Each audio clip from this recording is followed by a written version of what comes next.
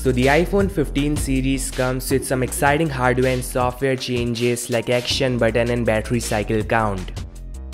Last year's Dynamic Island is now there in the regular 15 and 15 Plus, and there are so many apps you all can use to get similar Dynamic Island style notifications and live activities on your Samsung, Xiaomi, OnePlus or Pixel device.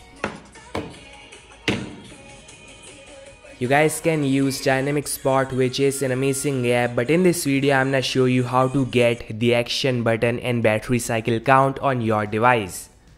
So first off, apply the iPhone 15 wallpaper to get a similar feel. The battery cycle count is coming soon to many Android devices because the latest Android 14 QPR1 beta software now has battery cycle count information, something similar to what we have in the iPhone 15 series.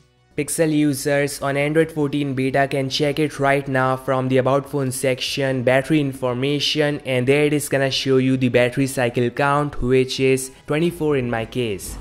Pixel users on stable software may get it really soon with the feature drop, and I hope other OEMs will implement this feature soon in their skin because it is gonna help users track their battery cycle or check the cycle before getting a second-hand device. So with iPhone 15 Pro, we are reinventing the experience with a customizable action button.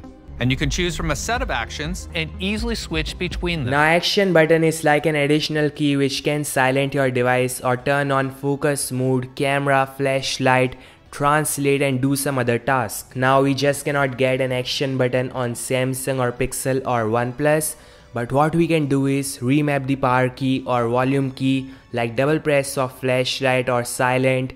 Yes, you guys can assign any task using this simple application.